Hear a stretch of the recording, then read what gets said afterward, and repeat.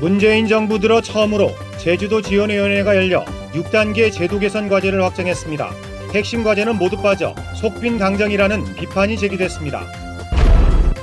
제주도 교육청이 1년에 50일만 근무한 공무원에게 6천만 원이 넘는 연봉을 지급해온 것으로 감사위원회 감사 결과 드러났습니다. 특정 인사를 승진시키기 위해 편법도 동원됐습니다. 대규모 개발 사업이 늘면서 저류지 설치가 증가하고 있지만 엉터리로 지어지는 경우가 많아 재해 위험을 키우고 있습니다. 제주의 물과 관광시장을 노린 맥주업체 진출이 잇따르면서 제주가 음료업계의 각축장이 되고 있습니다.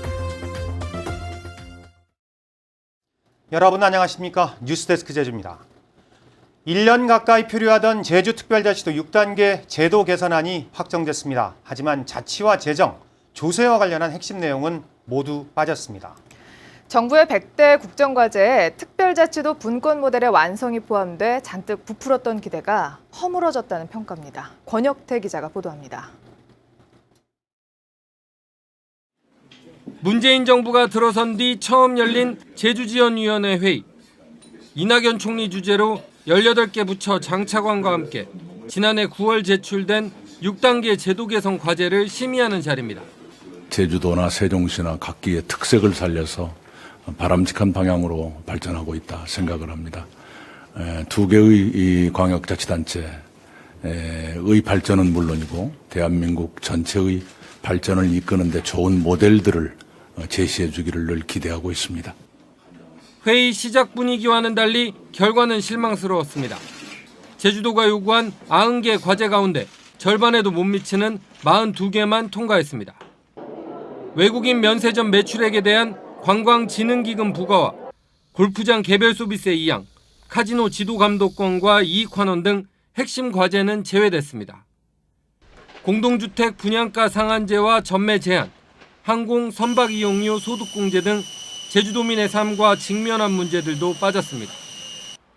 다만 특별법 1조의 도민 복리 증진과 환경 친화적 국제자유 도시가 목적으로 포함됐고 환경자원 총량제 등 환경 관련 특례들도 반영됐습니다. 특히 지금까지 개발 위주의 사업 추진으로 인한 문제점을 개선하고 지속 가능한 발전을 위한 청정과 공존의 핵심 가치를 제주특별법에 반영할 계획입니다. 제주도는 오는 9월 이번 제도 개선안을 담은 특별법 개정안을 입법 예고한 뒤 올해 안에 국회 통과를 추진할 계획입니다. MBC 뉴스 권혁태입니다.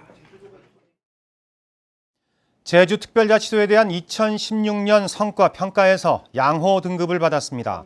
제주도에 따르면 국무조정실이 지난 3월부터 규제 완화 효과를 평가하기 위해 3개 분야 42개 지표를 평가한 결과 81.73점을 받아 전년도보다 0.84점 상승했다고 밝혔습니다. 지방분권 실현을 위한 감사위원회 운영 활성화 실적 부분에서 가장 높은 점수를 받은 반면 국제자유도시 관련 규제 개선 체감 만족도 점수는 가장 낮았습니다. 1년에 50일만 일하고도 6천만 원이 넘는 연봉을 받았다면 모두들 신의 직장이라고 부러워할 겁니다. 제주도 교육청 소속 운전원 얘기인데요. 제주도 감사위원회의 종합감사에서 제주도 교육청의 잘못된 행정 50여 건이 적발됐습니다. 자세한 소식 이소영 기자입니다. 제주도 교육청의 서울 주재 운전원은 1명. 평소 자택에 대기하다 교육감이 서울에 출장을 오면 운전을 나서는 근무 방식으로 1996년부터 20여 년 동안 한 해 평균 50일 정도 교육감 차량을 운전했습니다. 그런데 지난해 이 공무원에게 지급된 급여는 총 6,600여만 원. 성과 상여금도 최고 등급을 받았고 부서장에게 하는 업무 추진비도 좋습니다. 일단 기존 편에 수행을 하니까 공개라든지 교체라든지 다 됐었는데 무조건 20년 계산하다 보니까 저도 그 부지런히 특정 인사를 승진시키기 위한 편법을 동원한 의혹도 제기됐습니다. 승진 소요 최저 연수를 채우지 못한 사무관을 편법으로 직무대리로 임용한 뒤 며칠 뒤 최저 연수에 도달하자 승진시킨 것으로 나타났습니다. 특히 공직선거법 위반 혐의로 벌금 50만 원을 선고받은 이성문 교육감의 아들인 교사에 대해 정당한 징계 처분이 내려지지 않았다는 지적도 나왔습니다.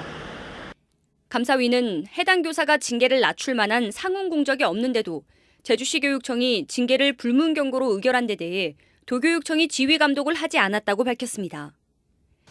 감사위는 교육청에 부적정한 업무 50여 건을 행정처분하고 13명에 대한 신분상 처분을 요구했습니다. MBC 뉴스 이소연입니다.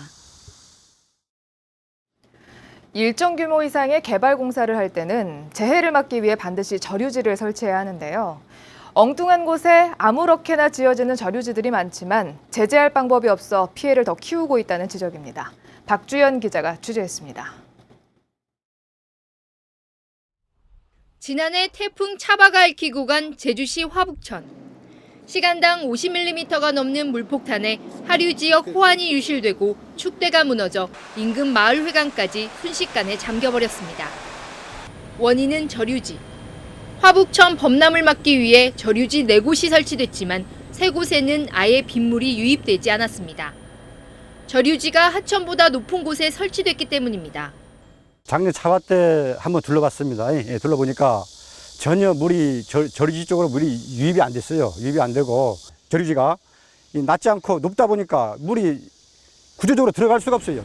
도로가 생기면서 설치된 저류지도 제 역할을 하지 못하기는 마찬가지. 빗물이 흘러들어가야 할 저류지 입구 부분이 도로보다 높게 설계돼 무용지물이 됐습니다.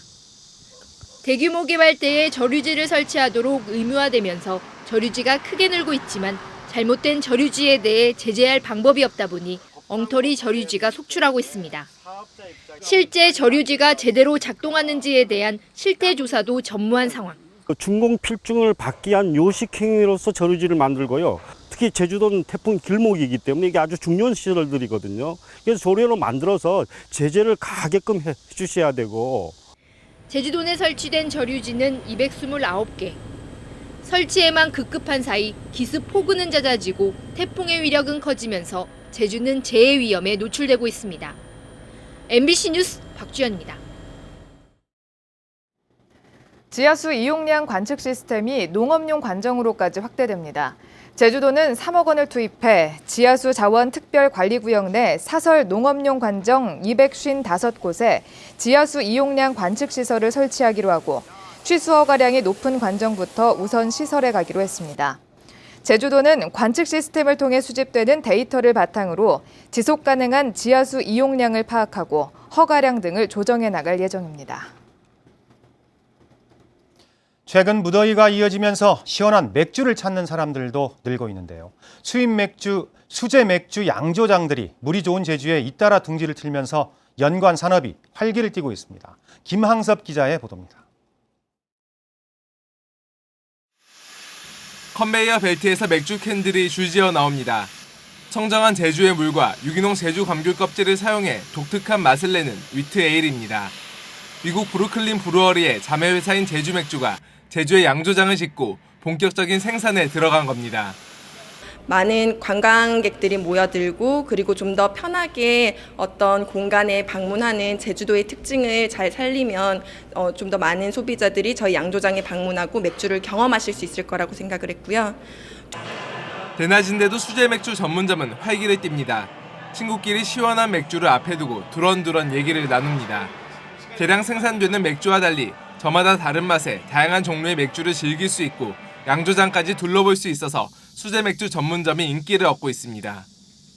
인터넷을 통한 인기 통해서 더 많아지고 있는 것 같고 저희 다양한 맥주들을 소개하는 만큼 사람들이 좋아해주고 다양한 맛과 개성을 가진 수제 맥주의 인기가 높아지면서 청정 이미지를 가진 제주에 수제 맥주 제조사들이 몰려들면서 각축전을 벌이고 있습니다.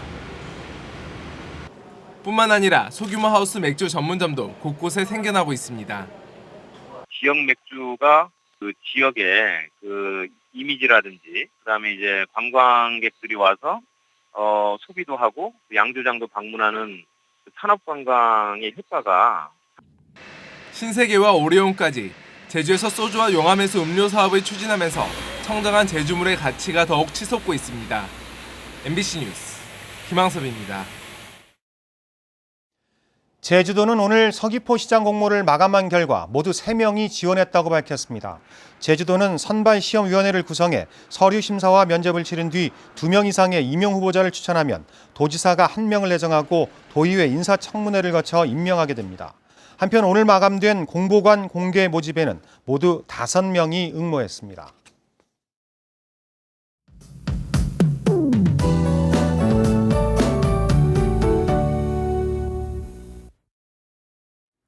네, 제5호 태풍 노루가 북상하고 있습니다. 이 태풍은 소형급의 강한 세력을 유지한 채 현재 일본 오키나와 부근 해상을 지나고 있는데요. 태풍은 일요일인 모레 서귀포 남동쪽 해상까지 올라온 뒤 동쪽으로 방향을 틀어 일본 규슈에 상륙할 것으로 예상됩니다.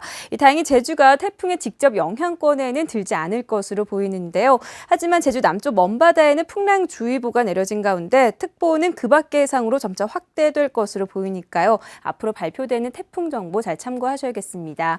한편 제주 육상에 내려진 폭염특보는 내일도 계속되겠습니다. 이 태풍이 몰고 온 수증기가 유입되면서 후텁지근한 날씨가 예상되는데요. 산지와 일부 해안 지역으로는 낮 한때 5에서 20mm가량의 소나기가 지나는 곳이 있겠습니다.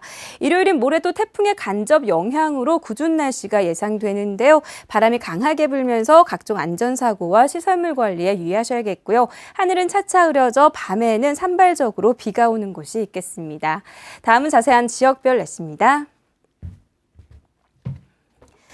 네, 오늘까지 제주시를 기준으로 22일째 열대야가 나타났는데요. 내일도 아침 최저 기온인 열대야 기준인 25도를 웃돌겠습니다. 낮 최고 기온은 34도까지 치솟으면서 지칠 줄 모르는 폭염이 계속되겠고요.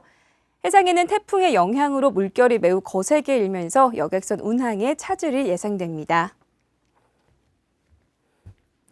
네, 절기상 입추인 다음 주 월요일까지는 태풍으로 인해 날씨가 매우 유동적이라는 점 참고하셔야겠고요. 주 중반부터는 비가 내리면서 더위가 주춤하겠습니다. 날씨였습니다. 제주도는 제5호 태풍 북상에 따라 전성태 행정부지사 주재로 합동상황 판단회의를 개최했습니다. 뉴스데스크 제주를 마칩니다. 즐거운 주말 보내십시오. 고맙습니다.